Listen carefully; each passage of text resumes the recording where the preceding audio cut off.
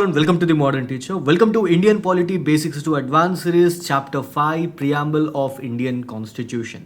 So ఈ video ప్రతి video లాగే మీకు పీపీటీస్ అంతా కూడా ఇంగ్లీష్ అండ్ తెలుగు బైలింగ్వల్గా ఉంటుంది. అండ్ ఈ వీడియోలో ఒక ఇంపార్టెంట్ అనౌన్స్మెంట్ కూడా ఉంది. So watch this video till the end.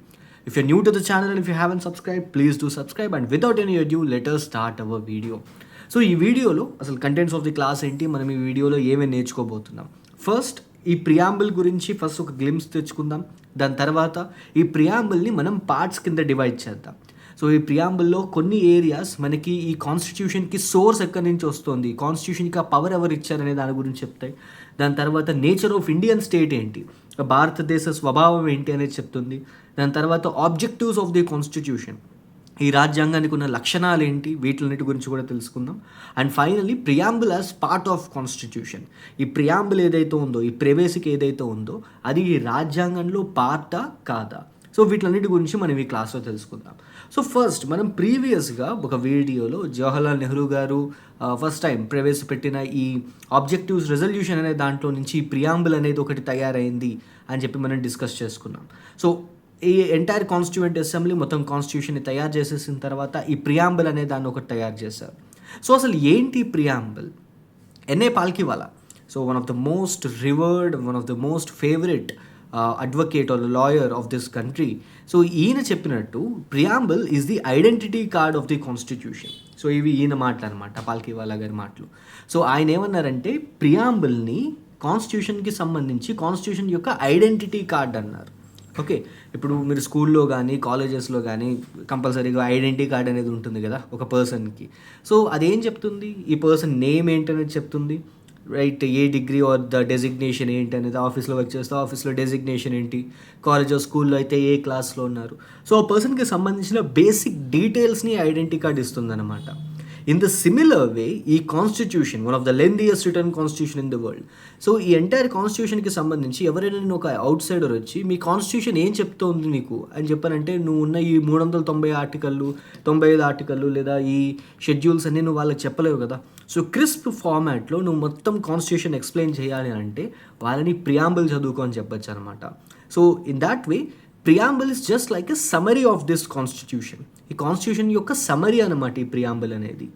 మనకి ప్రతి బుక్లో, ప్రతి పబ్లిష్డ్ బుక్లో మనకి స్టార్టింగ్లో 4 వర్డ్ అని ఒకటి ఉంటుంది, ఆర్ ప్రిఫేస్ అని అంటాం. తెలుగులో అయితే ముందు మాట లేదా ప్రవేశిక, ఇలాంటి మనకి డిఫరెంట్ వర్డ్స్ ఉంటాయన్నమాట. So the people of my age మనకి తెలుగులో పీఠిక అని చెప్పి ఒక లెసన్ కూడా ఉండేది. So in that way, so దాన్ని పీఠిక అంటారు లేదా ముందు మాట అని అంటారు తెలుగులో అయితే. సో ఇలాగ ప్రియాంబుల్కి డిఫరెంట్ వర్డ్స్ ఉన్నాయి. And when it comes to constitution మనం దాన్ని ప్రియాంబుల్ అంటాం అనమాట. సో ఈ రాజ్యాంగానికి సంబంధించిన సమరీ ఇది. సో ఇది మన ఇండియన్ ప్రియాంబుల్.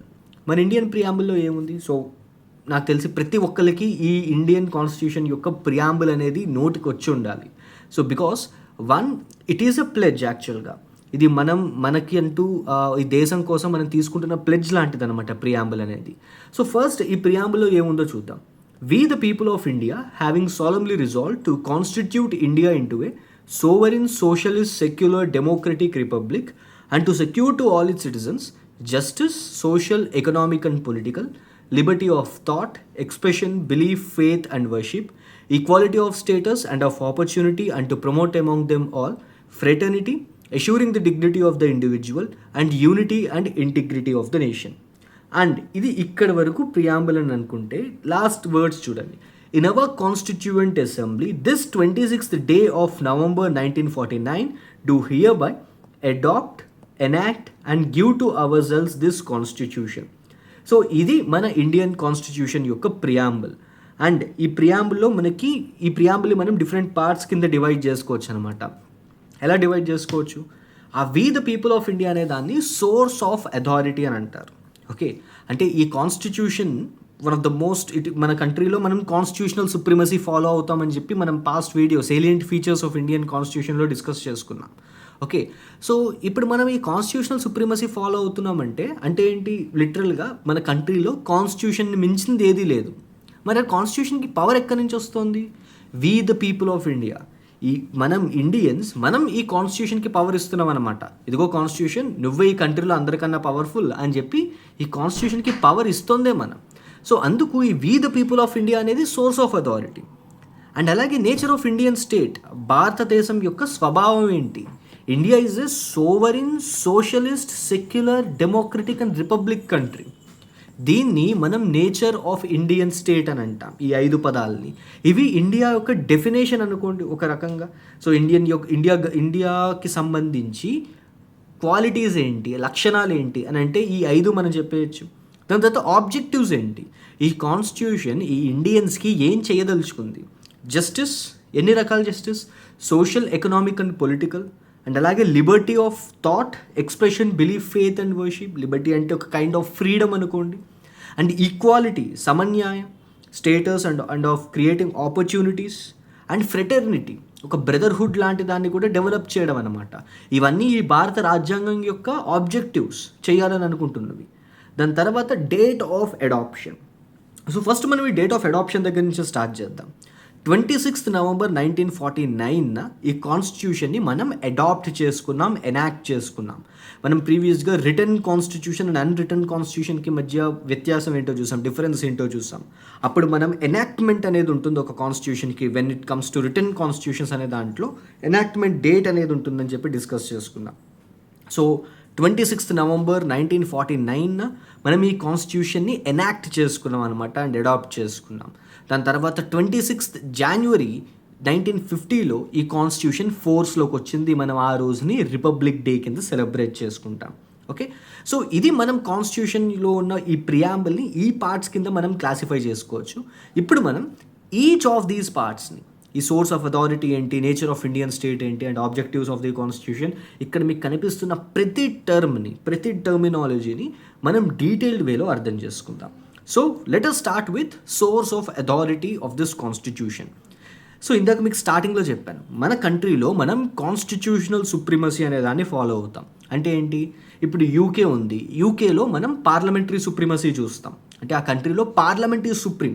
వాళ్ళు ఒక లా తయారు చేయొచ్చు, తర్వాత రోజు ఆ లా కాదని చెప్పి పక్కకు తోసేయచ్చు. ఆ కంట్రీలో పార్లమెంట్ ఏం చెప్తే అదే ఫైనల్. కానీ ఇండియాలో అలా కాదు. ఇండియాలో పార్లమెంట్ కూడా ఈ కాన్స్టిట్యూషన్కి లోబడి ఉంటుందన్నమాట. వాళ్ళు తయారు చేసే ప్రతి చట్టం కూడా కాన్స్టిట్యూషనల్ బద్ధంగా, రాజ్యాంగబద్ధంగా ఉండాలి. Okay, so that is how this constitutional supremacy is established. So ఇప్పుడు ఈ సోర్స్ ఆఫ్ అథారిటీ అంటే ఏంటి?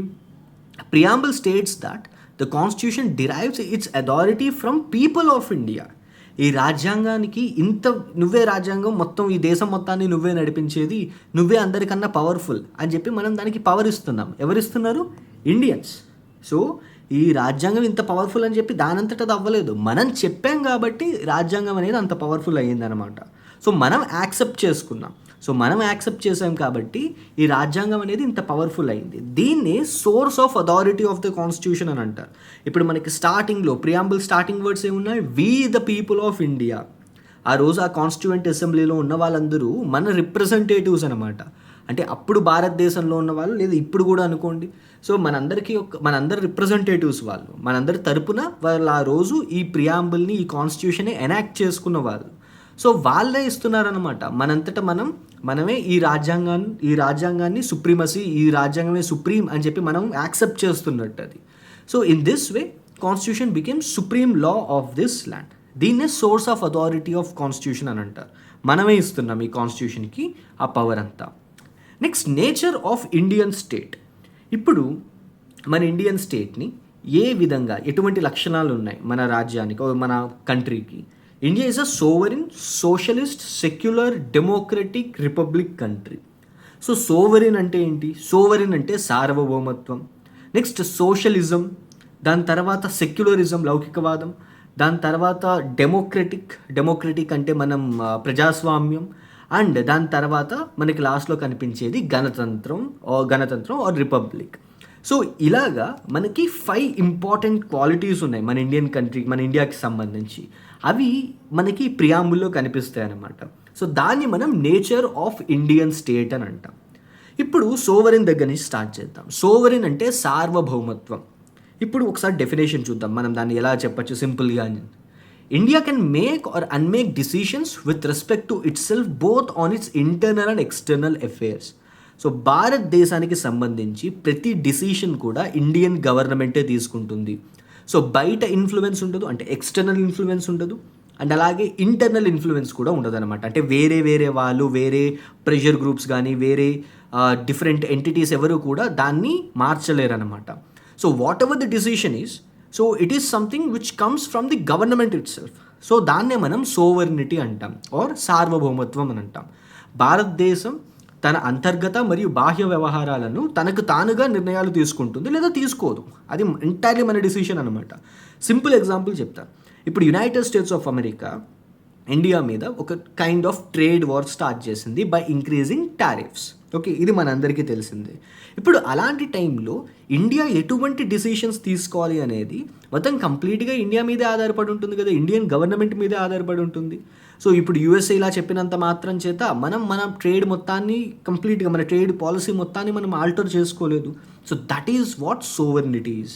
దాన్నే మనం సార్వభౌమత్వం అని అంటాం. సో మన ఇంట్రెస్ట్ కోసం మనం డిసిషన్స్ తీసుకుంటాం తప్ప, సో బయట వాళ్ళు ప్రేరేపించినంత మాత్రం చేత మనం మన డిసిషన్స్ని చేంజ్ చేసుకోం. దాన్నే సోవర్నిటీ అని అంటాం. ఇది మన ఇండియాకున్న క్వాలిటీ. Next socialist. మనకి సోషలిజం అనేది ఒక ఇంపార్టెంట్ కాన్సెప్ట్. సో దాని గురించి ఫస్ట్ అర్థం చేసుకుంటే మన ఇండియన్ వే ఆఫ్ సోషలిజం అంటే ఏంటో తెలుస్తుంది. అయితే ఒరిజినల్గా ప్రియాంబుల్లో ఈ సోషలిస్ట్ అనే వర్డ్ లేదు. 42nd constitutional amendment act of 1976 ద్వారా ఈ సోషలిస్ట్ అనే వర్డ్ని ఇందులో ఇంక్లూడ్ చేశారనమాట. Okay, so 42nd constitutional amendment act 1976 ద్వారా ఈ సోషలిస్ట్ అనే వర్డ్ ప్రియాంబుల్లో యాడ్ అయింది. సో ఇప్పుడు సోషలిజం అంటే ఏంటి? సోషలిజంని సింపుల్గా చెప్పాలి అని అంటే, సొసైటీలో హ్యావ్స్ అండ్ హ్యావ్ నాట్స్ అని చెప్పి 2 సెక్షన్స్ ఉండకూడదు. సో ప్రతి ఒక్కళ్ళు కూడా ఈక్వల్ స్టేటస్ తోటి ఉండాలి. అదే సోషలిజం అంటే. Elimination of inequality in income, status and standard of life. So అందరి దగ్గర కూడా ఈక్వల్ అమౌంట్ ఆఫ్ రిసోర్సెస్ ఉండాలి అండ్ సోర్సెస్ ఉండాలి. అదే సోషలిజం అని అంటే. ఓకే, సో ఇప్పుడు మన ఇండియన్ వే ఆఫ్ సోషలిజం చూద్దాం. ఇది ఏంటంటే మన ఇక్కడ చూస్తుంది మనం ఐదర్ మార్క్సిస్ట్ సోషలిజం అవ్వచ్చు, లేదా కమ్యూనిస్ట్ సోషలిజం అవ్వచ్చు. సో కమ్యూనిస్ట్ వే ఆఫ్ సోషలిజంలో మనకి రెవల్యూషన్ అనేది ఉంటుంది. సో వాళ్ళు ఏం చెప్తారంటే, ఒక ఈక్వల్ సొసైటీ క్రియేట్ అవ్వాలి అని అంటే కంపల్సరీగా ఒక తిరుగుబాటు అనేది జరగాలి, ఒక రెవల్యూషన్ అనేది జరగాలి. సో రక్తం చిందిస్తే తప్ప సొసైటీలో ఈక్వాలిటీ అనేది రాదు. అది కమ్యూనిస్ట్ సోషలిజం యొక్క ideology. Okay, but Indian way of socialism అలా కాదు. మనం ఇండియాలో ఈ సోషలిజం అనే దాన్ని ఫాలో అయ్యేవాళ్ళం. Okay, prior to LPG reforms. So liberalisation, privatisation, globalisation వరకు కూడా మనం ఈ సోషలిస్టిక్ ప్రిన్సిపల్స్ని బాగా ఫాలో అయ్యేవాళ్ళం. Particularly it started right from the beginning మనకి సోషలిస్టిక్ ప్రిన్సిపల్స్ ఉండేవి. But later on we slowly went away from the socialistic ideals. Okay, so socialism అంటే ఏంటి? ఈక్వల్ సొసైటీని క్రియేట్ చేయాలి, హ్యావ్స్ అండ్ హ్యావ్ నాట్స్ మధ్య ఉన్న డిస్టెన్స్ని తగ్గించాలి. అయితే ఇన్ జనరల్గా అయితే రెవల్యూషన్ కావాలి, కానీ మన ఇండియన్ వే ఆఫ్ సోషలిజంలో మనం దాన్ని చూద్దాం. ఎందుకంటే మన ఇండియన్ సోషలిజంని మనం డెమోక్రటిక్ సోషలిజం, లేదా గాంధీయన్ సోషలిజం, లేదా ఫేబియన్ సోషలిజం అని అంటాం. ఇది రెగ్యులర్ కమ్యూనిస్టిక్ సోషలిజం కాదు. సో ఇందులో ఏం చేస్తుందంటే, గవర్నమెంట్ ఒక గ్యాప్ని, ఏదైతే రిచ్ అండ్ పూర్ మధ్య ఉన్న గ్యాప్ ఏదైతే ఉందో ఆ గ్యాప్ని తగ్గించడానికి ట్రై చేస్తుంది. సో దాన్నే మనం ఫేబియన్ సోషలిజం లేదా ఇండియన్ వే ఆఫ్ సోషలిజం అని అంటాం, డెమోక్రటిక్ సోషలిజం అని అంటాం. సో గవర్నమెంట్ ఇంటర్వెన్షన్ ఉంటుందన్నమాట ఈ gap బ్రిడ్జింగ్లో. So but whereas other కంట్రీస్లో, ఫర్ ఎగ్జాంపుల్ రష్యన్ రెవల్యూషన్, రష్యాకి సంబంధించిన సోషలిజంలో మనం ఏం చూస్తామంటే, ప్రతిదీ కూడా కంట్రీలో ఉన్న ప్రతి ఎంటిటీ, ప్రతి ఇండస్ట్రీ, ప్రతిదీ కూడా గవర్నమెంట్ కంట్రోల్లో ఉంటుంది. ప్రతి రిసోర్స్ కూడా పబ్లిక్ కంట్రోల్లో ఉంటుంది అనమాట. పబ్లిక్ అంటే ఇక్కడ గవర్నమెంట్ కంట్రోల్లో ఉంటుంది. ప్రైవేట్ పార్టిసిపేషన్ అనేది ఉండదు. కానీ మనం ఇండియాలో అలా చూస్తున్నామా? లేదే. సో రైట్ ఆఫ్టర్ 1990s ఎప్పుడైతే ఇండియన్ ఎక్స్చెకర్లో ఇండియన్ ఫారిన్ ఎఫ్డిఐస్ మొత్తం అంతా డిప్లీట్ అయిపోయాయో, ఫారెక్స్ అంతా పోయిందో, అప్పుడు మనం ఈ ఎల్పిజి రిఫార్మ్స్ అనే దాన్ని చూసాం. Right after IMF bailout. So దాని తర్వాత ఏం జరిగింది? So we moved away from this socialistic principles. దాని తర్వాత మనం ఎల్పిజి రిఫార్మ్స్ అనే దాన్ని తీసుకొచ్చి మనం గ్లోబలైజేషన్ అనే దాన్ని మనం అడాప్ట్ చేసుకున్నాం. So we are now slowly moving away from the socialistic principles. కానీ ఇంకా మనం ఇండియాలో ఈ వెల్ఫేర్ స్కీమ్స్ లాంటివి చూస్తాం. ఈ వెల్ఫేర్ స్కీమ్స్ ఏంటి? These are nothing but creating or establishing a welfare state in India. ఇండియాలో ఒక సోషలిస్టిక్ ప్రిన్సిపల్ ఏది ఇంకా సో ఇప్పుడు జనాలకి మనం 15,000 or 20,000 రూపీస్ ఇస్తుంది government. Why it is doing not just for the votes. ఇది ఒక సోషలిస్టిక్ ప్రిన్సిపల్ అనుకోండి, ఒక వెల్ఫేర్ స్టేట్ని క్రియేట్ చేయడం, హ్యావ్స్ అండ్ హ్యావ్ నాట్స్కి మధ్య డిస్టెన్స్ని తగ్గించడం. ఓకే, సో దీన్ని ఇక్కడ మనం ఏం చూసాం, గవర్నమెంట్ యొక్క ఇంటర్వెన్షన్ చూసాం to bridge the gap. Okay, haves and have nots, rich and పూర్కి మధ్య గ్యాప్ని తగ్గించేది Indian way of socialism. Now secular, ఇది ఇంకొక most important word. So secularism అంటే ఏంటి, మనం ప్రీవియస్గా సేలియంట్ ఫీచర్స్లో సెక్యులరిజం అంటే ఏంటో చూసాం. లౌకికవాదం అంటే ప్రీవియస్గా most of the western countries వాళ్ళు ఒక డిఫరెంట్ టైప్ ఆఫ్ సెక్యులరిజం డెఫినేషన్ని వాళ్ళు ఎస్టాబ్లిష్ చేసుకున్నారు. సో సెక్యులరిజం ఏంటంటే ఒరిజినల్గా యూకే అలాంటి కంట్రీస్లో స్టార్టింగ్లో religion should be separated from the corporal affairs or the state affairs. So state matters నుంచి రిలీజియన్ని మొత్తం కంప్లీట్గా డివైడ్ చేసి ఉంచాలి. సో అప్పట్లో యూకేలో ఎలా ఉండేదంటే, or mostly during this European కంట్రీస్లో మనం ఏం చూసేవాళ్ళం అంటే, church it is a completely different entity, state is a completely different entity. స్టేట్కి హెడ్ ఏమో కింగ్ ఉండేవాడు, అండ్ ఈ చర్చ్ ఏమో ఆర్ ఈ రిలీజియన్కి సంబంధించిన అఫేర్స్ అంతా కూడా చర్చ్ చూసేది. జనాలు చర్చ్కి ట్యాక్సెస్ కట్టేవారు, అలాగే కింగ్కి ట్యాక్సెస్ కట్టేవారు. సో ఇన్ దాట్ వే ఒక కంప్లీట్గా ఒక డిఫరెంట్ కైండ్ ఆఫ్ గవర్నమెంట్ అనేది ఉండేది ఆ టైంలో. సో అలాగే క్రియేట్ అయింది సెక్యులర్ అనే వర్డ్. బట్ ఇన్ జనరల్గా దీనికి మనం ఒక డెఫినేషన్ ఫామ్లో పెట్టాలి అని అంటే, separation of matters of religion from the state. So వాళ్ళు ఆ టైంలో క్రియేట్ చేసుకునే డెఫినేషన్ వేర్ అనమాట. సో రిలీజియన్ అఫేర్స్లోకి ఆ పాయింట్ ఆఫ్ టైంలో కింగ్ యొక్క ఫోర్స్ ఉండకూడదు రిలీజియన్ మీద, చర్చెస్ మీద. Churches should act independently in collecting taxes అని చెప్పి వాళ్ళని ప్రొటెక్ట్ చేసుకోవడం కోసం తయారు చేసుకున్న కాన్సెప్ట్ అనమాట ఈ సెక్యులరిజం అనేది. అయితే ఇప్పుడు సెక్యులరిజం కంప్లీట్లీ డిఫరెంట్. ఆ డెఫినేషన్ ఇప్పుడు మనకి వర్కౌట్ అవ్వదు అనమాట. ఓకే, సో ప్రభుత్వం మతపరమైన విషయాల్లో జోక్యం చేసుకోకూడదు, అది సెక్యులరిజం అంటే. కానీ మన ఇండియన్ వే ఆఫ్ సెక్యులరిజం ఎలా ఉంటుంది, we follow positive secularism. So ఇప్పుడు యూకే ఆర్ యుఎస్ఏ లాంటి కంట్రీస్ ఉన్నాయి. What they will do, they just completely avoid ఆ రిలీజియన్ అనే దాంట్లో, ఆ మ్యాటర్స్లో వాళ్ళు ఇంటర్ఫియర్ అవ్వరు అనమాట. Or in the similar way if you look at other countries, so మనకి కొన్ని థియోక్రటిక్ కంట్రీస్ ఉన్నాయి, బంగ్లాదేశ్ లాంటి కంట్రీస్ ఉన్నాయి. సో దే ఆర్ థియోక్రటిక్ అంటే ఆ కంట్రీలో ఒక స్పెసిఫిక్గా ఒక రిలీజియనే ఉంటుంది, they are not secular. So there are some countries which are anti religious, China లాంటి countries they are anti religious. So but India ఇది ఒక పాజిటివ్ సెక్యులర్ కంట్రీ. ఇక్కడ మనం ఏం చేస్తామంటే, ఓకే ఇండియాకి ఒక సింగిల్ రిలీజియన్ లేదు. మనం ఏమనుకుంటాం, ఇండియాలో most of the majority of the people are Hindus, so ఇండియాకు ఒక రిలీజియన్ ఉంది, అదే హిందూయిజం అని అనుకుంటాం. But according to our constitution, Indian state is not having any religion. ఒక సింగిల్ రిలీజియన్ లేదు, ఆర్ స్టేట్ రిలీజియన్ లేదనమాట ఇండియాకి. So India is a secular country, but మనం పాజిటివ్ సెక్యులరిజం ఫాలో అవుతాం. పాజిటివ్ సెక్యులరిజం అంటే ఏంటి, అన్ని రిలీజియన్స్ని మనం ఈక్వల్గా ట్రీట్ చేస్తాం అనమాట. And we don't give any preferential treatment to one religion. So ఒక్క రిలీజియన్కే మనం ప్రిఫరెన్షియల్ ట్రీట్మెంట్ ఇవ్వం, మనం అన్ని రిలీజియన్స్ని ఈక్వల్గా ట్రీట్ చేస్తాం, అన్ని రిలీజియన్స్ యొక్క డెవలప్మెంట్ని కోరుకుంటాం. ఇక నేను అంటే I mean government. So government are the state protects all religions equally and does not uphold any religion as state religion. ఇక స్టేట్ అంటే గవర్నమెంట్ అనుకోండి, ఒక కంట్రీ అనుకోండి. సో ఒక కంట్రీ రిలీజియన్ కింద ఒక్క రిలీజియన్నే మనం ప్రొజెక్ట్ చేయం, ఆల్ రిలీజియన్స్ ఆర్ ఈక్వల్ అనే ఒక భావనని మనం క్రియేట్ చేస్తాం అనమాట. సో దీన్ని మనం సెక్యులరిజం అని అంటాం. Next democratic, this is another one more important feature of India. So మనం డాక్ట్రిన్ ఆఫ్ పాపులర్ సోవర్నిటీ అనే దాన్ని మనం ఫాలో అవుతాం. సో ఇండియా ఒక డెమోక్రటిక్ కంట్రీ. ఇండియా ఒక డెమోక్రటిక్ కంట్రీ. సో డెమోక్రసీ అంటే ఏంటి, డెమోక్రసీ అంటే ప్రజల చేత ఎన్నుకోబడ్డ ప్రభుత్వం అనమాట. సో ఇది ప్రజా సార్వభౌమాధికార అనే సిద్ధాంతంపై ఆధారపడి ఉంటుంది. అంటే ప్రజలే మొత్తం అధికారం అంతా కూడా ప్రజల దగ్గరే ఉంటుందన్నమాట. మనం ఇందాక కాన్స్టిట్యూషన్కి పవర్ ఎవరు ఇచ్చారు అని అంటే ఎవరన్నాం, ఇండియన్స్ అన్నాం, ప్రజలే అన్నాం. ఇప్పుడు ఇండియాలో ఒక గవర్నమెంట్ ఎస్టాబ్లిష్ అవుతుంది అంటే ఎవరి వల్ల ఎస్టాబ్లిష్ అవుతుంది, జనాల వల్ల ఎస్టాబ్లిష్ అవుతుంది. How, here we have a system called elections. So ఈ ఎలక్షన్స్తో మనం మన రిప్రజెంటేటివ్స్ని ఎలక్ట్ చేసుకుంటున్నాం అండ్ వాళ్ళు మన కోసం లాస్ తయారు చేస్తున్నారు అండ్ ఆ లాస్ని ఇంప్లిమెంట్ చేస్తున్నారు అండ్ ఈ గవర్నమెంట్ని రన్ చేస్తున్నారు. So India is a democratic country, ఒక ప్రజాస్వామ్య దేశం అనమాట ఇది. ఓకే, సో ఇప్పుడు మనకి Abraham Lincoln 16th president of United States of America, so ఈయన చెప్పిన ఫేమస్ సేయింగ్ ఉంది కదా, democracy is government of the people, by the people and for the people. So ఇంతకీ by the people, of the people and for the people అంటే ఏంటి? It is of the people, okay, జనాల కోసం are జనాలచే. By the people, జనాలు elect చేసుకుంటారు and for the people. ఇప్పుడు ఇక్కడ చూడండి, మీకు of the people, by the people and for the people అంటే ఏంటో క్లియర్గా ఎక్స్ప్లెయిన్ చేస్తా. ఇప్పుడు ఇండియాకి ఒక ప్రైమ్ మినిస్టర్ ఉన్నారు, ఆర్ మీ లోకల్ ఎమ్మెల్యే తీసుకోండి, హీ ఈజ్ యువర్ రిప్రజెంటేటివ్ కదా.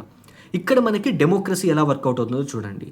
ఇండియాలో ఉన్న ప్రతి representative, whether they are MLAs, MPs or prime minister, president, whoever that is, so వాళ్ళందరూ కూడా ఇండియన్సే. అంటే మనలో ఒకళ్ళు of the people. So he is one of the members, he is one of the citizens.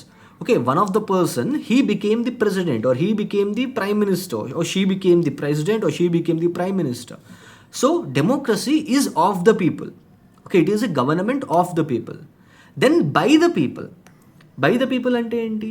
By the people అంటే జనాలే elect చేసుకుంటున్నారు. ఇక్కడ బయట వాళ్ళు, ఇది ఒక హెరిడేటరీ పొజిషన్ కాదు, ఆర్ వంశపారిపరంగా వస్తుంది కాదు, ఇదేమి మొనార్కీ కాదు, ఆర్ కింగ్ చనిపోయిన తర్వాత కింగ్ యొక్క కొడుకు వచ్చి కూర్చోవడం, ఇలాంటివి మనకి చూడడం అనమాట ఇది. So it is by the people, జనాలే ఎలక్ట్ చేసుకుంటారు. అండ్ ఇది ఎవరి కోసం?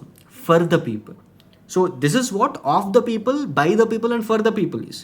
సో ఈ కంట్రీలో మనకి అవుట్ సైడర్స్ వచ్చి రూల్ చేయట్లేదు, ఇండియన్సే ఒకళ్ళు వెళ్ళి అక్కడ కూర్చుంటున్నారు, అందుకు ఆఫ్ ద పీపుల్. ఇండియన్సే వాళ్ళని ఎలక్ట్ చేసుకుంటున్నారు, బై ద పీపుల్. అండ్ వాళ్ళు ఈ ఇండియన్స్ని కంట్రోల్ చేస్తున్నారు, రూల్ చేస్తున్నారు, which is for the people. Okay, so ఇది అబ్రహం లింకన్ గారు చెప్పింది. Next, India follows a representative democracy or indirect democracy. So this is a very very important and tricky one. మనం ఏమనుకుంటాం, ఇండియాలో ఇండైరెక్ట్ ఏముంటుంది, direct democracy follow అవుతున్నాం మనం, ఎందుకంటే డైరెక్ట్గా మనం ఎలక్ట్ చేసుకుంటున్నాం కాబట్టి అని చెప్పని అనుకుంటాం. But that is wrong. India follows representative democracy or indirect democracy. మనం ఏం చేస్తాం, మన కంట్రీలో మనం ఎలక్షన్స్ అనే టూల్ని యూజ్ చేసి మన రిప్రజెంటేటివ్స్ని ఎలక్ట్ చేసుకుంటాం అన్నమాట. సో ఇన్ ఏ వే మనం ఏంటంటే ఒక ఇండైరెక్ట్ డెమోక్రసీని ఫాలో అవుతున్నాం. మన కంట్రీలో యూనివర్సల్ అడల్ట్ ఫ్రాంచైజ్ అని చెప్పని ఒకటి ఉంది. యూనివర్సల్ అడల్ట్ ఫ్రాంచైజ్ ఏంటి? 18 years దాటి ఎవరైతే ఎలక్షన్ కమిషన్ ఆఫ్ ఇండియా తోటి వాళ్ళ ఓటును రిజిస్టర్ చేసుకుని ఉంటారో, irrespective of the religion, race, caste, sex, financial status, వీటన్నిటిని పక్కన పెట్టి వాళ్ళు వెళ్ళి వాళ్ళ రిప్రజెంటేటివ్కి ఓట్ వేసుకోవచ్చు అనమాట. Okay, so all the eligible voters they can elect the representatives through universal adult franchise. Okay, so ఈ విధంగా మన కంట్రీ రిప్రజెంటేటివ్ డెమోక్రసీ ఆర్ ఈ ఇండైరెక్ట్ డెమోక్రసీ అనే దాన్ని ఫాలో అవుతుంది. ఓకే, సో ఇది ఇండైరెక్ట్ డెమోక్రసీ అయితే మరి డైరెక్ట్ డెమోక్రసీ అంటే ఏంటి? సో ఇది కూడా డౌటే కదా, ఇండియా ఇండైరెక్ట్ డెమోక్రసీ ఫాలో అవుతుంది అంటున్నాం, మరి డైరెక్ట్ డెమోక్రసీ అంటే ఎలా ఉంటుంది? సో ఇండైరెక్ట్ అంటే ఏంటో అర్థమైంది కదా, జనాలు డైరెక్ట్గా లాస్ తయారు చేయట్లేదు, జనాలు డైరెక్ట్గా డిసిషన్స్ తీసుకోవట్లేదు. వాళ్ళు తీసుకుంటున్న డిసిషన్ ఏంటి? ఆ రిప్రజెంటేటివ్ ఎవరు ఉండాలి, ఓకే, సో ఆ ప్రతినిధి ఎవరు ఉండాలనేది మట్టుకే వీళ్ళు ఎలక్ట్ చేసుకుంటారు, అదొక్కటే వాళ్ళ చేతుల్లో ఉంది. వాళ్ళు తీసుకునే డిసిషన్స్ అన్నీ డిఫరెంట్ అన్నమాట ఇంకా. సో అలా ఒక రిప్రజెంటేటివ్ డెమోక్రసీ క్రియేట్ అవుతుంది. మరి ఇప్పుడు ఇండైరెక్ట్ డెమోక్రసీ ఉంటే ఇప్పుడు డైరెక్ట్ డెమోక్రసీ ఎలా ఉంటుంది? సో ఇప్పుడు మనం డైరెక్ట్ డెమోక్రసీ చూద్దాం. సో టూల్స్ ఇన్ ఇది ప్రత్యక్ష డెమోక్రసీ, ఇది tools of direct democracy where people are in to democracy directly. So జనాలు డైరెక్ట్గా ఈ డిసిషన్స్ అన్నీ తీసుకుంటారనమాట.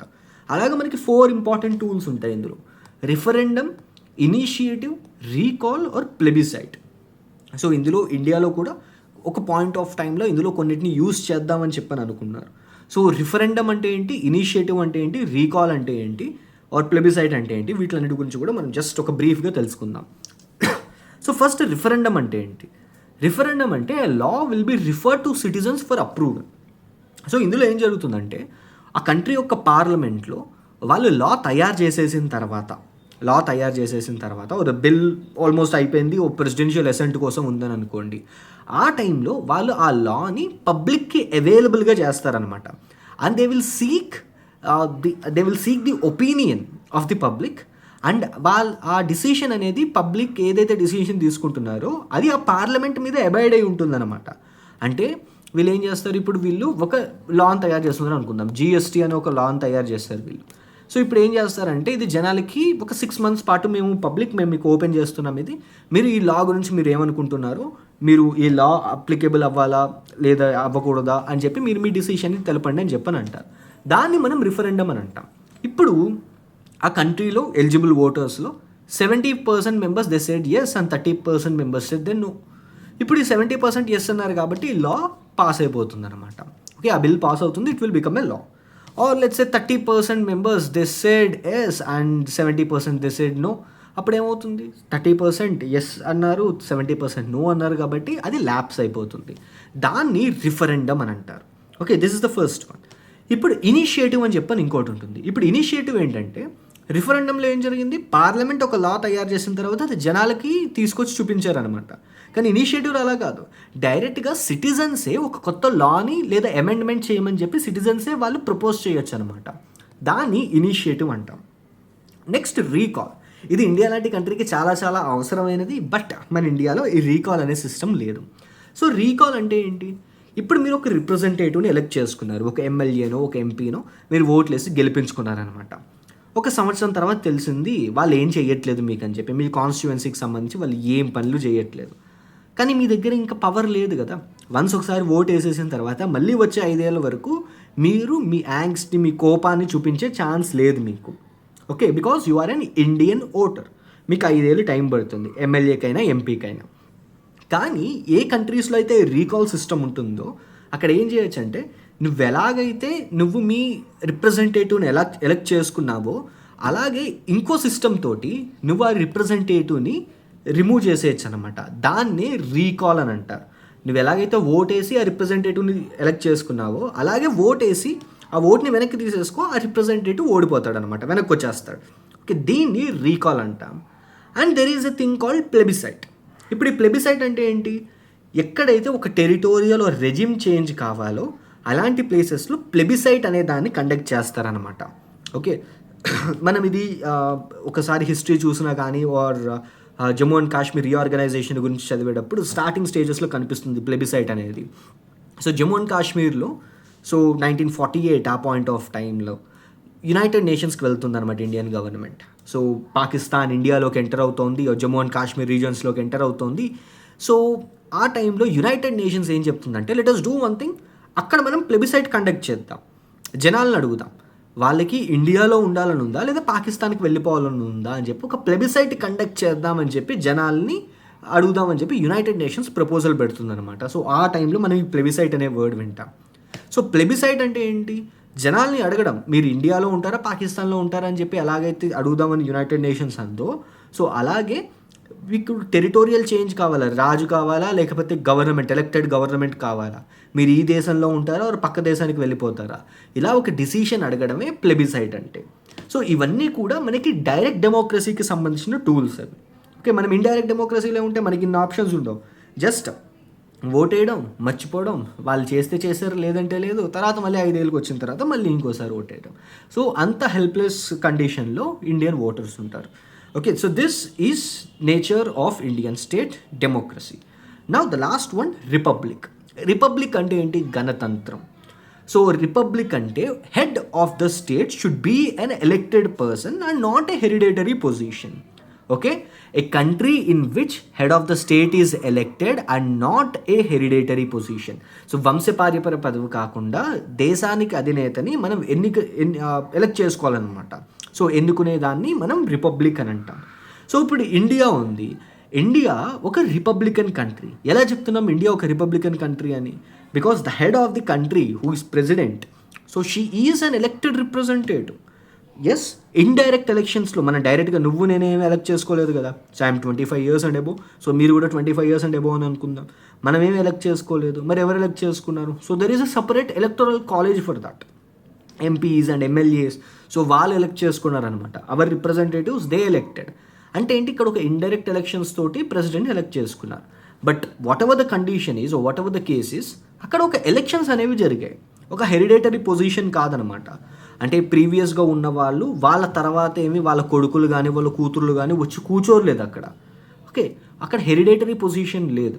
So India is a Republican country because of this condition, because we follow elections for electing the head of the state.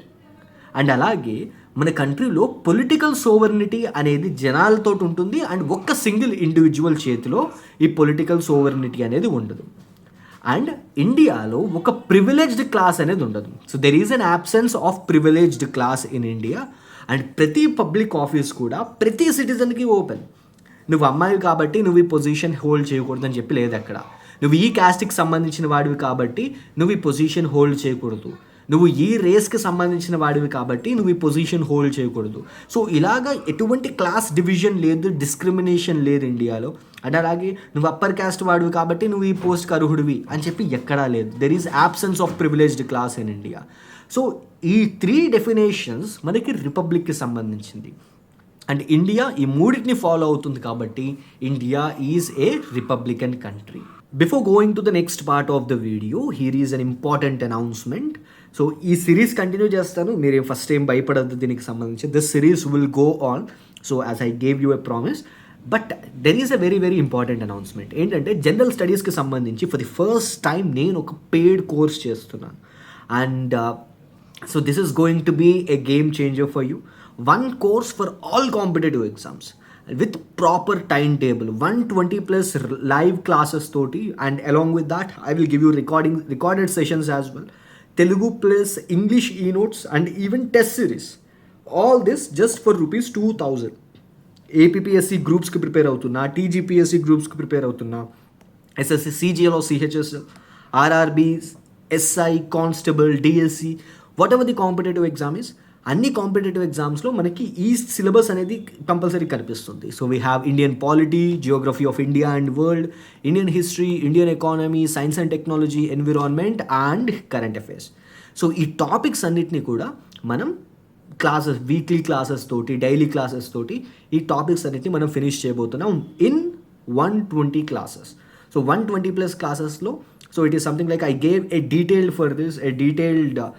timetable for this. So Indian polity ఒక 30 classes-లో finish చేస్తాను, geography of India and world 25 classes-లో, Indian history 30 classes, economy 15 classes, science and technology 10, environment 7, and current affairs every week మనకు current affairs class ఉంటుంది. అండ్ ఆ current affairs క్లాస్లో ఆ వీక్లో జరిగిన వాటితో పాటునే నెక్స్ట్ ప్రీవియస్ కరెంట్ అఫైర్స్ ఏదైతే ఇప్పటివరకు చదవాల్సిన కరెంట్ అఫైర్స్ ఉంటుందో, 2025 current affairs, last 6 months current affairs, so వాటిలన్నింటినీ డిస్కస్ చేసుకుంటాం.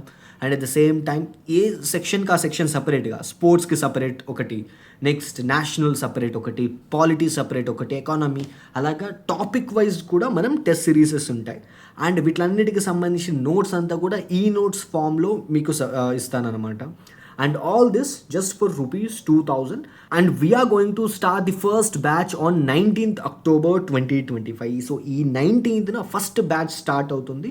అండ్ మీకు దీనికి సంబంధించి మీకు ఎటువంటి డౌట్స్ ఉన్నా మీరు కిందికి నెంబర్ ఉంది చూసారా, 7729918104, ఆ నెంబర్కి ఒక వాట్సాప్లో మెసేజ్ పెట్టండి. So I will get back to you instantly. And దీనికి సంబంధించి మొత్తం అన్ని డీటెయిల్స్, ఫర్దర్గా మీకు ఇంకేమైనా డౌట్స్ ఉన్నా కానీ నేను మీకు వీటి గురించి చెప్తాను. And all this is something which is going to be online, కంప్లీట్గా ఆన్లైన్లో through Webex we are going to conduct these classes. And batch కూడా it is something like I'm not going to exceed batch for more than 100 members. So 100 members కన్నా ఎక్కువగా నేను ఈ batch ఉంచేలాగా నేను అనుకోవట్లేదు. సో 100 members దాటితే I will take another 1 more batch, సపరేట్గా ఇంకొక బ్యాచ్ కింద క్రియేట్ చేసి అలా 20ని మనం సైమల్టేనియస్గా హ్యాండిల్ చేద్దాం. So anyhow, as I told you, ఈ సిరీస్ ఇలాగే కంటిన్యూ అవుతుంది. బట్ మీరు ఇంకా అడ్వాన్స్ లెవెల్లో నేర్చుకోవాలి అని అనుకుంటే ఫర్ గ్రూప్స్, అన్ని కాంపిటేటివ్ ఎగ్జామ్స్కి ఎగ్జామ్ ఓరియంటెడ్ వేలో, then this course is for you. So single time ఒక్కసారి కోర్సులో జాయిన్ అవ్వండి and you will get all these recorded sessions for lifetime. And live classes తోటి చెప్తాను కాబట్టి, so this is something much more interactive for you. Okay, demo videos, already video చూస్తున్నారంటే మీరు already demo videos చూస్తున్నట్టే. So YouTube ఛానల్లో you can look at all my videos and they are freely available for you. And ఆ demo videos చూడండి, మీకే అర్థమవుతుంది. So demo videos in the sense this polity course is demo, and ఇవన్నీ కూడా demo videos లాగే. So you will get a clarity on my pedagogy and how it will be. Okay, so this is the biggest announcement that I'm going to give you right now. Now let us go ahead and again ఇంకొకసారి మళ్ళీ చెప్తున్నాను, this is something, ఈ course మీకు Telugu and ఇంగ్లీష్లో కూడా ఉంటుంది. So నేను balance చేసుకుంటూనే చెప్పడానికి ట్రై చేస్తాను మొత్తం అన్నీ కూడా. అండ్ ఈ నోట్స్ అంతా కూడా మీకు తెలుగు అండ్ ఇంగ్లీష్లో ఉంటుంది. సో దీనికి సంబంధించి ప్రతి ఒక్కళ్ళు మీరు మీ ఆస్పిరెంట్ ఫ్రెండ్స్కి, మీ ఫ్యామిలీలో మీరు అందరు షేర్ చేయండి. మన టెలిగ్రామ్ ఛానల్లో ఈ పాంప్లెట్స్కి సంబంధించి ఏవైతే మీకు ఇవి కనిపిస్తున్నాయో ఆ ఇమేజెస్ నేను మీకు మన టెలిగ్రామ్ ఛానల్లో పెడతాను. అది లింక్ కింద డిస్క్రిప్షన్లో ఉంటుంది, మీరు అక్కడికి వెళ్ళి జాయిన్ అవ్వచ్చు. అండ్ దీన్ని మీరు మీ వాట్సాప్ అండ్ అదర్ గ్రూప్స్లో షేర్ చేయండి. నా let us move head with our topic. Next, ఇప్పటి వరకు మనం will look at the qualities of constitution, right? So ఇప్పుడు మనం ఆబ్జెక్టివ్స్ చూద్దాం. ఓకే, ఇండియన్ కాన్స్టిట్యూషన్ యొక్క ఆబ్జెక్టివ్స్ ఏంటి? So we have seen that. మనం మళ్ళీ ఇంకొకసారి ప్రియాంబుల్ దగ్గరికి వెళ్దాం. సో ప్రియాంబుల్ మనం చూసినట్టయితే మనకి ప్రియాంబుల్లో ఏం కనిపిస్తుంది?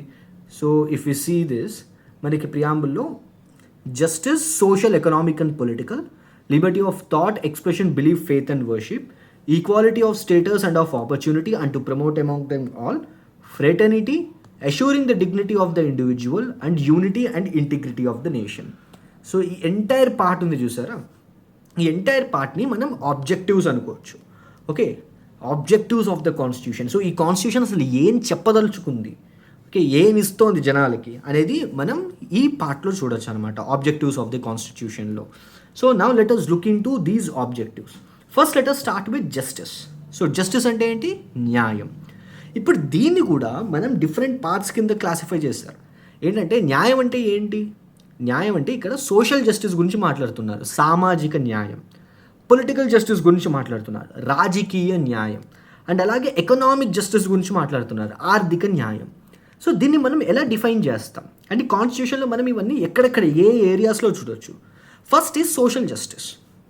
It refers to equal treatment of all the citizens irrespective of caste, colour, race, religion, sex and absence of privileges. ఇది మీరు ఇండియన్ కాన్స్టిట్యూషన్లో ఏ మూల చూసినా కానీ ఇదే కనిపిస్తుంది, ఈ వర్డింగే కనిపిస్తుంది. వర్డింగే కాదు, మనం చూసినట్టయితే ఇప్పుడు మన country the head of the state, head of the country, president of India, she is a tribal women. Okay, అంటే ఏంటి? ఇక్కడ నేనేమి రాంగ్ వేలో చెప్పట్లేదు. It is a thing that for the years, కొన్ని సంవత్సరాల పాటు, కొన్ని దశాబ్దాల పాటు ఆ పర్టిక్యులర్ గ్రూప్ ఆఫ్ పీపుల్ని they were treated as untouchables in this country. Okay, so British వాళ్ళు వచ్చిన తర్వాత ఎక్కువగా మనకి ఈ అన్టచబిలిటీ అనేది పెరిగింది. దానికి ముందు ఇంత అన్టచబిలిటీ లేదు. So it is a thing, అది కూడా ఒక డివైడ్ అండ్ రూల్ పాలసీయే. ఓకే, సో మనం ఏమనుకుంటామంటే ముందు నుంచి ఉంది అని చెప్పని అనుకుంటాం. No, they are the aboriginals of this country. వాళ్ళే ఫస్ట్ వచ్చారు ఈ కంట్రీకి. సో ఇప్పుడు ఇక్కడ ఏం జరిగింది? సో వాళ్ళని కొన్ని ఇయర్స్ పాటు మనం ఎథనిక్గా ఆర్ రేషియల్గా చాలా టైప్ ఆఫ్ డిస్క్రిమినేషన్స్ చేస్తాం. But today she is the head of the state, she is the head of the country. So అలాగా మనం చూసినట్టయితే అది ఒక సోషల్ జస్టిస్ మనం ఇస్తుంది. So we are giving equal treatment to all the citizens irrespective of their caste, colour, race, religion or sex. And మన కంట్రీలో privileges అనేవి ఉండవు. దీన్నే మనం సోషల్ జస్టిస్ అని అంటాం, సామాజిక న్యాయం. అలాగే పొలిటికల్ జస్టిస్ ఉంటుంది. పొలిటికల్ జస్టిస్ అంటే ఏంటి? Equal political rights. సో ప్రతి ఒక్కరికి రాజకీయ న్యాయం అంటే ఏంటి? సమాన రాజకీయ హక్కులు. ఇప్పుడు దీన్ని మనం 2 డిఫరెంట్ వేస్లో చూద్దాం. సో ప్రతి ఒక్కరికి ఓటింగ్ రైట్ ఉంది ఇర్రెస్పెక్టివ్ ఆఫ్ దేర్, మనం చూసాం ఆర్టికల్ మనం 326 దగ్గర మనం చూసినట్టయితే మనకి ఇది కనిపిస్తుంది అనమాట. సో ఏంటంటే you can cast your vote irrespective of your religion, race, caste, colour, race or financial status అవన్నీ పక్కన పెట్టేసి నువ్వు నీ కావాల్సిన రిప్రజెంటేటివ్కి నువ్వు ఓటు వేసుకోవచ్చు. That is a political justice that is there in the constitution for you. నీకు రాజ్యాంగం ఇస్తున్న ఒక హక్కు అన్నమాట అది. సో అది కూడా పొలిటికల్ జస్టిస్సే. అండ్ అలాగే ఇంకొక థింగ్ కూడా ఉంటుంది. ఏంటంటే absence of arbitrary distinction between citizen and representative in political sphere. ఒక కేసులో, ఆ కేసులో నువ్వు ఒక రాజకీయ నాయకుడు ఇరుక్కున్నాడు అనుకో. ఓకే, నువ్వు రాజకీయ నాయకుడు ఒక పొలిటికల్ కేసులో ఇరుక్కున్నారు. అప్పుడు ఈ కోర్ట్స్ ఏం చేయాలంటే నిన్ను ఎలాగైతే ట్రీట్ చేస్తారో ఆ రాజకీయ నాయకుడిని కూడా అలాగే ట్రీట్ చేయాలన్నమాట. ఇప్పుడు నీకు ఒక శిక్ష పడుతోంది అని అంటే సేమ్ కైండ్ ఆఫ్ క్రైమ్ చేసిన ఆ రాజకీయ నాయకుడిని సేమ్ వేలో ట్రీట్ చేయాలి, సేమ్ వేలో ట్రయల్ కండక్ట్ చేయాలి, సేమ్ శిక్ష వేయాలి. దాన్నే మనం పొలిటికల్ జస్టిస్ అని అంటాం. అంటే రాజకీయ రంగంలో ఉన్న పౌరుడు మరియు ప్రతినిధి రెండింటికి మధ్య ఎటువంటి వ్యత్యాసం ఉండకూడదన్నమాట. ఓకే, సో ఎటువంటి పక్షపాతం లేకుండా చేయడం. సో దాన్ని మనం పొలిటికల్ జస్టిస్ అని అనొచ్చు. Next economic justice, non discrimination of people on the basis of economic factors. So ఇది మనం ఇందాక చూసాం కదా, ఫైనాన్స్ తోటి సంబంధం లేకుండా, వాళ్ళ ఎకనామిక్ స్టేటస్ తోటి సంబంధం లేకుండా వాళ్ళని మనం ఈక్వల్గా ట్రీట్ చేస్తాం. సో దీన్ని ఎకనామిక్ జస్టిస్ అని అంటాం. సో ది లిబర్టీ అంటే ఫ్రీడమ్ అని అనుకోండి. Okay, this is another one more word for freedom. అయితే మనం ఈ ఐడియాని ఫ్రెంచ్ రెవల్యూషన్ నుంచి తీసుకొచ్చాం. అండ్ లిబర్టీ అనే వర్డ్ కూడా ఫ్రెంచ్ రెవల్యూషన్కి సంబంధించింది. అయితే మనకి ఇండియాలో ఈ right to equality or right to freedom అనేది మనకు కనిపిస్తుంది కదా. So under article 19 you can see this thing. మన ఇండియన్ ప్రియాంబుల్లో మనకి liberty of thought, expression, belief, faith and worship, so ఈ పదాలు అనేవి కనిపిస్తాయి. అయితే లిబర్టీ అంటే ఏంటి ఇక్కడ? ఒరిజినల్గా మనకి ఫ్రెంచ్ రెవల్యూషన్లో ఏం చెప్పిందంటే, Liberty is nothing but absence of restraints from the side of government on the activities of individual. So individual ఎవరైతే ఆ పర్సన్ ఉన్నాడో, ఆ సిటిజన్ ఉన్నాడో, వాడు డెవలప్మెంట్, వాడు పురోగతి సాధించడానికి, వాడి అభివృద్ధి కోసం వాడు ఏం చేస్తున్నా కానీ గవర్నమెంట్ ఆపకూడదు అని చెప్పి ఒక కంప్లీట్ నాన్ రిస్ట్రెంట్ ఆర్డర్స్ ఇచ్చేసింది అనమాట. అదే లిబర్టీ అంటే. ఓకే, అంటే ఏంటి? ఫ్రీడమ్ ఇచ్చేసింది, విచ్చలవిడిగా నువ్వు ఏం కావాలంటే అది చేసుకో, గవర్నమెంట్ నిన్ను ఆపదు. అది ఫ్రెంచ్ రెవల్యూషన్ వెనకాతల దానికి సంబంధించిన డెఫినేషన్ ఇది. బట్ మనం ఇండియాలో చూసినట్టయితే ప్రతి fundamental right are even right to freedom అవ్వనివ్వండి, రైట్ టు ఈక్వాలిటీ అవ్వనివ్వండి, వాట్ ఎవర్ దట్ ఈస్, దానికి అవేవి కూడా అబ్సల్యూట్ కాదు. వాటికి దానికి సంబంధించి వెనకాతల ఒక one or the other restrictiveness అనేది మనకు కనిపిస్తుంది అనమాట. సో అసలు యాక్చువల్గా లిబర్టీ ఏంటిది? The idea seeks for the absence of restraints on the activities of individuals and providing opportunities for development. Okay, so నువ్వు డెవలప్ అవ్వడానికి, నువ్వు పురోగతి సాధించడానికి, పరిణితి సాధించడానికి గవర్నమెంట్ నీకు అడ్డుగోడ కింద ఉండదు. అదే లిబర్టీ అంటే. సో ఇక్కడ నీకు లిబర్టీ ఆఫ్ థాట్ ఉంది, ఎక్స్ప్రెషన్ ఉంది, బిలీఫ్ ఉంది, ఫెయిత్ అండ్ వర్షిప్ కూడా ఉంది. సో ఇది ఐడియా ఆఫ్ లిబర్టీ. అలాగే ఈక్వాలిటీ. సో ఈక్వాలిటీ అంటే ఏంటి? బ్యానిష్మెంట్ ఆఫ్ ఇన్ఈక్వాలిటీ, అసమానత లేకపోవడమే, అసమానతను నిర్మూలించడమే ఈక్వాలిటీ అంటే. ఒక సమానమైన సొసైటీని క్రియేట్ చేయడం. absence of special privileges to any one particular category of people, any one particular section. ఏదైనా ఒక ప్రత్యేక విభాగానికి, ఒక ప్రత్యేక సెక్షన్కి మనం ప్రత్యేక హక్కులు ఇవ్వకపోవడమే ఈక్వాలిటీ అంటే. అండ్ అలాగే మనకి ఈక్వాలిటీ చూసినట్టయితే మనకి civic, political and economic equalities 3 parts కింద కనిపిస్తాయి. ఇది వన్స్ ఒకసారి మీరు ఆర్టికల్ ఈ 14 దగ్గర నుంచి చూసినట్టయితే మనకి అక్కడ సివిక్ ఈక్వాలిటీస్ కనిపిస్తాయి, right to equality. So article 14 to 18లో మనం ఈ ఫండమెంటల్ రైట్స్లో ఈ రైట్ టు ఈక్వాలిటీ చూడొచ్చు. అండ్ పొలిటికల్ ఈక్వాలిటీ ఆర్టికల్ 325 దగ్గర, 326 దగ్గర చూడొచ్చు. ఇది no person should be ineligible basing on the religion, race, caste or sex. And universal adult franchise చూస్తాం ఆర్టికల్ 326 దగ్గర, అది political equality. Economic equality directive principles of state policy article 39లో కనిపిస్తుంది. Equal pay for equal work for men and women. So ఆడవాళ్ళు మగవాళ్ళు ఇద్దరు ఒకే kind of work చేస్తున్నట్టయితే, ఒకే పని చేస్తున్నట్టయితే, so వాళ్ళకి ఈక్వల్ వేజెస్ ఇవ్వాలి. మగవాళ్ళకి ఎక్కువ ఇవ్వకూడదు, ఆడవాళ్ళకి తక్కువ ఇవ్వకూడదు. అలాగే ఆడవాళ్ళకి ఎక్కువ ఇవ్వకూడదు, మగవాళ్ళకి తక్కువ ఇవ్వకూడదు. సో అలాగే ఒక ఎకనామిక్ ఈక్వాలిటీ కూడా క్రియేట్ అయింది. So this is all something which is there in our country. Next fraternity. Again this is a very very interesting word. ఇది మనకి ఒక సెన్స్ ఆఫ్ బ్రదర్హుడ్ గురించి చెప్తుంది అనమాట, సోదర భావం. సో మన ఇండియాలో ఈ సోదర భావం అనేది మనం ఎక్కడెక్కడ చూడొచ్చు? 1 సింగిల్ సిటిజన్షిప్, ఒకే పౌరసత్వం. దీనికి ఒక బేసిక్ ఎగ్జాంపుల్ చెప్తాను మీకు. ఇప్పుడు ఈ ఇండియాలో ఇంతమంది, ఒక 140 కోట్ల మంది జనాభా, ఒక 22+ లాంగ్వేజ్, అఫీషియల్ లాంగ్వేజ్ ఇంకా ఎక్కువ అనుకుందాం. అండ్ అలాగే అఫీషియల్ లాంగ్వేజెస్ కాకుండా కొన్ని వందల భాషలు, అండ్ ఆ భాషల్లో మళ్ళీ రకరకాల యాసలు, అండ్ కొన్ని మేజర్ రిలీజియన్స్, ఒక 6-7 మేజర్ రిలీజియన్స్, మైనర్ రిలీజియన్స్, మళ్ళీ ఇందులో డిఫరెంట్ ప్లేసెస్లో కమ్యూనిటీస్, కాస్ట్, ఇలాంటి ఇన్ని డివిజన్స్ ఉన్నా కానీ మన భారతదేశంలో ఉన్న ప్రజలందరినీ కలుపుతున్న ఏకైక పదం ఏంటి? ఇండియా లేదా భారత్. ఓకే, సో ఈ సెన్స్ క్రియేట్ అవ్వాలి అని అంటే మనకు కావాల్సిన ఫస్ట్ థింగ్ ఏంటి? మన దేశాన్ని మనం సొంతం కింద ఫీల్ అవ్వడం. అది క్రియేట్ చేసే one of the most important tool ఈ సిటిజన్షిప్. నువ్వు రేపటి నుంచి మన ఇండియాలో డ్యూయల్ సిటిజన్షిప్ స్టార్ట్ అయింది అని అనుకుందాం. సో డ్యూయల్ సిటిజన్షిప్ అంటే ఏంటి? ఇప్పుడు you are a citizen of India and you are a person of you are a citizen of Andhra Pradesh. అలా 2 కింద క్రియేట్ అయ్యాయి, just like United States of America. మనం ఆల్రెడీ సిటిజన్షిప్ అంటే ఏంటో తెలుసుకున్నాం, సింగిల్ సిటిజన్షిప్ ఎలా ఉంటుందో తెలుసుకుందాం. ఇప్పుడు మన ఇండియాలో కూడా ఈ డ్యూయల్ సిటిజన్షిప్ స్టార్ట్ అయింది అనుకోండి. దానివల్ల రీజనలిజం అనే ఒక కొత్త ఐడియా కూడా క్రియేట్ అవుతుంది. ఆల్రెడీ ఇండియాలో ఉంది. మోస్ట్లీ మనం తమిళనాడు లాంటి ప్లేసెస్లో ఈ రీజనలిజం అనేది ఎక్కువ చూస్తున్నాం. ఆర్ ఈవెన్ హిందీ బెల్ట్ అని అంటాం, మధ్యప్రదేశ్ ఆ ఏరియాస్లో కూడా మనం ఎక్కువ చూస్తాం ఈ రీజనలిజం అనేది, north and south divide. And within the south we have this Dravidianism అని చెప్పి ఇంకొక పేరు ఉంది దానికి. సో ఇలాగ ఈ రీజనలిజం అనేది క్రియేట్ అవుతుంది. దానివల్ల ఈ కంట్రీ అనేది ఇంకా ముక్కలు అవుతుంది అనమాట. కానీ వెరాస్ దిస్ సింగిల్ సిటిజన్షిప్ ఏం చేస్తుంది, అరే మనం అందరం ఇండియన్స్, మనం అందరం కలిపి ఉండాలి అని చెప్పి ఒక ఐడియా క్రియేట్ చేస్తుంది. సో సిటిజన్షిప్, ఒకే ఒక్క సిటిజన్షిప్ ఉండడం ఈ బ్రదర్హుడ్ అనే దాన్ని, సోదర భావం అనే దాన్ని పెంచుతుంది అనమాట. అండ్ అలాగే fundamental duties, article 51A. So fundamental డ్యూటీస్లో ఇవి కూడా తర్వాత వచ్చి యాడ్ అయినవి ఫండమెంటల్ డ్యూటీస్ అనేవి. To promote harmony and brotherhood, ఇది మనకున్న ఫండమెంటల్ డ్యూటీ అనమాట. ఇది ఒక ప్రాథమిక విధి.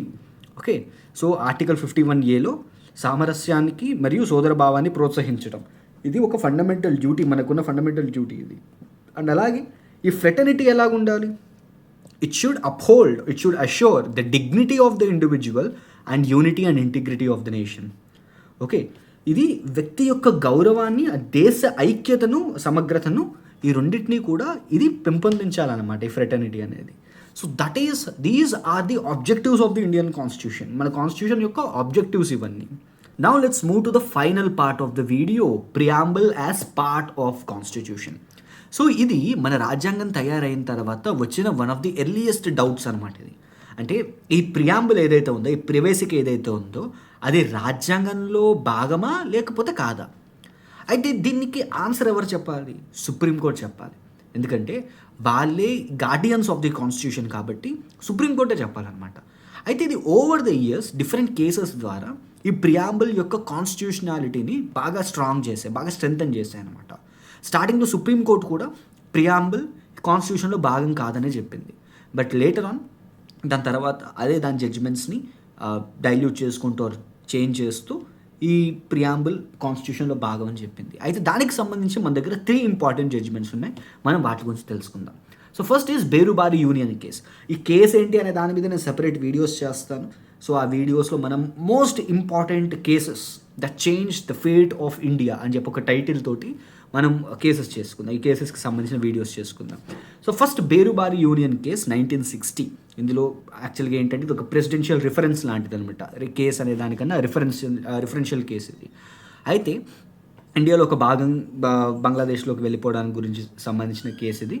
అయితే ఇందులో ఏంటంటే సుప్రీంకోర్టు ఏం చెప్పిందంటే preamble is not part of the constitution అని చెప్పని అన్నమాట. ప్రవేశిక రాజ్యాంగంలో భాగం కాదు అని చెప్పి సుప్రీంకోర్టు చెప్పింది. So it say that preamble cannot be the source of any power or limitation, it only shows the intent of the framers. So ఈ ఫ్రేమర్స్ ఎవరైతే ఉన్నారో, ఈ కాన్స్టిట్యూయెంట్ అసెంబ్లీలో ఉన్న వాళ్ళు ఎవరైతే ఉన్నారో, వాళ్ళ యొక్క ఇంటెంట్ చెప్పడం మటుకే ఈ ప్రియాంబుల్ అనేది యూజ్ అవుతుంది తప్ప ఇదేమీ ఒక సోర్స్ కాదు, ఇదేమి ఒక పవర్ ఇవ్వదు లెజిస్లేచర్కి ఆర్ ఎగ్జిక్యూటివ్కి. అండ్ అలాగే ఇదేమి ఆ లెజిస్లేచర్కి ఎగ్జిక్యూటివ్కి పవర్ తగ్గించట్లేదు. సో అంటే ఏంటి, ప్రియాంబుల్ కాన్స్టిట్యూషన్లో భాగం కాదు అని చెప్పి ఈ బేరుబారి యూనియన్ కేసులో సుప్రీంకోర్టు చెప్పింది. అయితే కోర్ట్స్ ఏం చెప్పాయంటే అప్పట్లో ఏదైనా మనకి ఒక అంబిగ్విటీ అనేది వచ్చిందనుకోండి, అప్పుడు ఈ ప్రియాంబుల్ని యూజ్ చేసుకోవచ్చు. Court stated that it can be use to interpret the ambiguous provisions but not as an independent source of law. దాన్ని మనం డైరెక్ట్గా ఎన్ఫోర్స్ చేయలేం, దాన్ని మనం డైరెక్ట్గా యూజ్ చేసుకోలేం, కానీ దాన్ని మనం ఇంటర్ప్రిట్ చేసుకుందాం. ఎప్పుడైతే మనకు ఒక అంబిగ్విటీ క్రియేట్ అవుతుందో కాన్స్టిట్యూషన్లో ఏదైనా, అప్పుడు మనం ఈ ప్రియాంబుల్ని యూజ్ చేసుకుని వాటిని రిజాల్వ్ చేసుకోవడానికి ట్రై చేద్దాం అని చెప్పని ఈ బేరుబారి యూనియన్ కేసులో సుప్రీంకోర్టు చెప్పింది. ఇది 1960లో. దాని తర్వాత ఒక 13 ఏళ్ళ తర్వాత ఒక important judgment, the landmark judgment in Indian history, Kesavananda Bharati versus state of Kerala. So ఈ కేసు ఏంటి, దీని గురించి సపరేట్గా మనం వీడియో చేసుకోవాల్సింది, ఎందుకంటే ఇది ఈ వీడియోలో చెప్తే ఇంకొక 15 minutes 20 minutes ఎక్స్ట్రా పడుతుంది. సో ఈ కేశవానంద భారతి కేసులో 1973లో సుప్రీంకోర్టు ఏం చెప్పిందంటే, ప్రీవియస్గా చెప్పిన ఈ బేరుబారి కేసుని పక్కకు తోసేసి సుప్రీంకోర్టు ఆ కేసుని ఓవర్ రూల్ చేస్తూ కొత్త పాయింట్ రేస్ చేసింది. ప్రియాంబుల్ అనేది రాజ్యాంగంలో ఒక భాగం, ప్రైవసీగా రాజ్యాంగంలోని ఒక భాగం అని చెప్పి పేర్కొందనమాట. It held that preamble is part of constitution and preamble can be use to interpret the provisions of the constitution. కానీ ఇది ఏది కూడా ఓవర్ రైడ్ చేయకూడదు. ఆల్రెడీ ఉన్న కాన్స్టిట్యూషన్ ప్రొవిజన్స్ని ఇది ఓవర్ రైడ్ చేయకూడదు, but it is part of constitution అని చెప్పి ఈ కేశవానంద భారతి కేసులో ఈ సుప్రీంకోర్టు చెప్పింది. దాని తర్వాత వచ్చిన ఇంకొక ఇంపార్టెంట్ కేసు 1995లో union of India versus LIC of India. So ఇందులో మళ్ళీ సేమ్ కేశవానంద భారతి రూలింగ్ని ఇది అప్హెల్డ్ చేసింది and it said that preamble is an integral part of the constitution. It reflects the philosophy and fundamental values which guide interpretations of the constitutional provisions. So భారత రాజ్యాంగానికి సంబంధించిన philosophy మొత్తాన్ని, వివరణ ఆర్ తత్వశాస్త్రం what ever the thing you call, ఇది మొత్తాన్ని కూడా మనకి ప్రియాంబుల్లోనే కనిపిస్తుంది. కాబట్టి ప్రియాంబుల్ అనేది రాజ్యాంగంలో భాగం అని చెప్పింది ఈ union of India versus LIC of India కేసులో. సో ఈ విధంగా ఇప్పుడు the present status is supreme court rulings ద్వారా ప్రియాంబుల్ అనేది భారత రాజ్యాంగంలో ఒక భాగం. It is part of constitution. అయితే ఇక్కడ మనం ఇంకొక 2 ఇంపార్టెంట్ విషయాల్ని గుర్తుపెట్టుకోవాలి. సో ఇదేంటంటే preamble is neither source of power to the legislature not the prohibition upon the powers of legislature. ఇప్పుడు ఇదేమి జస్ట్ సోషలిస్ట్ అనే వర్డ్ ఉంది కాబట్టి లెజిస్లేచర్ ఓన్లీ సోషలిస్ట్ ప్రిన్సిపల్సే ఫాలో అవ్వాలని చెప్పని ఏం లేదు. It is not prohibiting legislature to work only on the socialistic principles. Okay, so అలాగా ఇదేం ఒక సోర్స్ ఆఫ్ పవర్ కాదు అండ్ అలాగే ప్రొహిబిషన్ ఆఫ్ పవర్ కూడా కాదు. జస్ట్ ఇది ఒక true reflection of the philosophy of framers అంతే. And it is non justiciable and non enforceable in courts. Non justiciable అంటే ఏంటి? ఇప్పుడు నువ్వు రేపు పొద్దున్న సుప్రీంకోర్టు దగ్గరికి వెళ్ళి ఇదిగో ప్రియాంబుల్లో మనకి ఎకనామిక్ జస్టిస్ అని ఉంది, కానీ ఎకనామిక్ జస్టిస్ అని ఉంది, ముఖేష్ అంబానీకేమో కొన్ని లక్షల కోట్లు ఉన్నాయి, నా దగ్గరేమో అంత లేవు, నా దగ్గర ₹1,00,000 కూడా లేవు, మరి ఇది ఎక్కడ ఎకనామిక్ జస్టిస్ అని చెప్పి నువ్వు సుప్రీంకోర్టుని అడగడానికి లేదు. Because it is not enforceable in courts. And అలాగే సోషలిస్ట్ అన్నావు కదా, మరి సోషలిస్టిక్ కంట్రీలో అందరూ ఈక్వల్గా ఉండాలి, మరి ఎందుకు ఈ ప్రైవేట్ ఎంటిటీస్ మమ్మల్ని దోచుకుంటున్నాయి అని చెప్పి నువ్వు క్వశ్చన్ చేయడానికి లేదు. Because these are not enforceable and non justiciable. Okay, ఇవి కోర్ట్స్లో పనిచేయవన్నమాట ఈ పదాలు ఏవి కూడాను. So in this way preamble is part of constitution but only to an extent. Only interpretation వరకే. సుప్రీంకోర్టులో కానీ హైకోర్టులో కానీ వాళ్ళు చూసి ఓకే ఇది రాజ్యాంగబద్ధమా కాదా అని చెప్పి చూసుకోవడానికి మట్టుకే ఈ ప్రియాంబుల్ అనేది పనిచేస్తుంది తప్ప it is non enforceable and non justiciable. Okay, so ఇది preamble of the Indian constitution, one of the most important topics for our competitive exams. So ఇందాక చెప్పినట్టే జనరల్ స్టడీస్కి సంబంధించి ఒక కంప్లీట్ న్యూ కోర్స్ స్టార్ట్ అవుతుంది and this is something which is going to be online and bilingual, English and తెలుగులో ఉంటుంది with 120+ live classes, recorded sessions, Telugu plus English ఈ notes along with test series. And దీనికి సంబంధించి మీకు further information కావాలి అని అంటే just click on your WhatsApp and you can drop a message for this number. And మన టెలిగ్రామ్ ఛానల్లో దీనికి సంబంధించిన ఫర్దర్ డీటెయిల్స్ మీరు అక్కడ కూడా ఆ బ్రాడ్కాస్ట్లో మీరు షేర్ చేసుకోవచ్చు. And that's all for this video. Signing off. See you again next time. Signing off, modern teacher.